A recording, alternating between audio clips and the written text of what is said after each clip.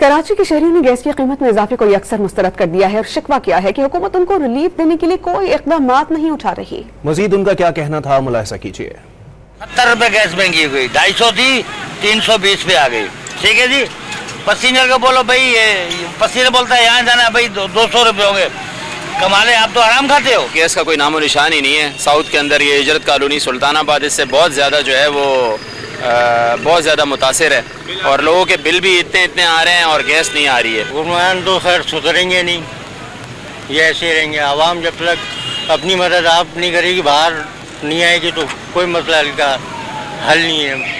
کا ٹیرف 33.10 روپے ہو جائے گا۔ اسی طرح ماہانہ 301 سے 400 یونٹ کا ٹیرف 37.9 روپے ہو جائے گا، اور ماہانہ 401 سے 500 یونٹ کا ٹیرف 40.22 روپے ہو جائے گا۔ ماہانہ 501 سے 600 یونٹ کا ٹیرف 41.62 روپے ہو جائے گا، اور ماہانہ 601 سے 700 یونٹ کا ٹیرف 42.76 روپے ہو جائے گا، جبکہ ماہانہ 700 یونٹ سے زیادہ کا ٹیرف 1.15 روپے کمی سے 47.69 روپے ہوگا۔ تجویز میں کہا گیا ہے کہ ٹیکسوں کو ملا کر سلیب کے حساب سے فی یونٹ ٹیرف کی قیمت بڑھ جائے گی۔ ماہانہ 50 یونٹ تک کے گھریلو لائف لائن صارفین کے لیے 3.95 روپے فی یونٹ کا ٹیرف برقرار رہے گا۔ وفاقی حکومت نے بجلی بلوں سے صوبائی الیکٹریسٹی ڈیوٹی ختم کرنے کا فیصلہ کیا ہے۔ وفاقی وزیر بجلی اویس لغاری نے تمام صوبوں کے وزراء اعلیٰ کو خط لکھ دیے۔